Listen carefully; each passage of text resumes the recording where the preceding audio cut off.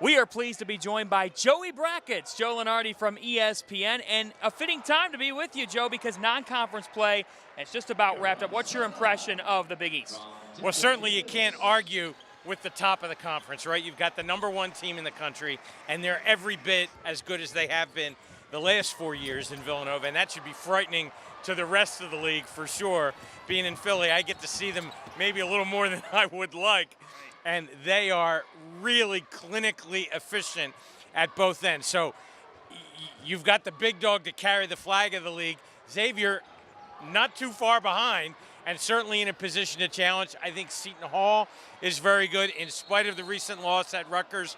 They're an older, senior-laden team. Certainly all three of those teams have second weekend NCAA talent and potential. You've had Creighton in there as well as that fourth team. Out of that fifth, sixth option, who comes to mind right away? Is St. John's on that radar? I think the Johnnies are good. We just saw them here tonight, obviously. They need to get Marcus Levette back.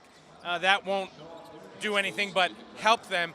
I think at the end of the day, it's hard for me to imagine that the Big East won't get at least 5 teams in the tournament. But to say who we know that fifth or potentially sixth team would be is premature. You know, St. John's played a great schedule. They lost their best opportunities for big wins with Arizona State and Missouri, but they were certainly competitive and will get better as it goes. I still have high hopes for Butler. I think Providence, if healthy, would already be a tournament team. So they'll be one of those clubs, if and when they get their guys back.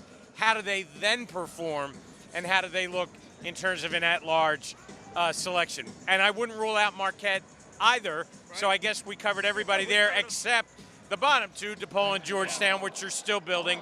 And I didn't mean to slight Creighton's chances to play in the second weekend. They're really good at the offensive end of the floor. When the Big East reconfigured, did you see it as what it is right now? Yeah, I think if anything, it's been a little bit better than maybe some would have thought. I mean, you have to understand the level of program that was in the old Big East. You know, Louisville, Syracuse, Pitt, the Lakers, Golden State. I mean, it seems like everybody made an exit from the old Big East, but it's a great basketball league at this moment, at least for 4+ years. The only one that seemed to solve the puzzle every year is Villanova. And I think that's more a credit to Jay Wright and the Cats, and this is St. Joe's guy saying that, right? to Jay Wright and the Cats than it is any deficiencies on the part of the other programs. My one thing is, because you go into every year, and we go into every year and think Duke, North Carolina, Michigan State, Kansas.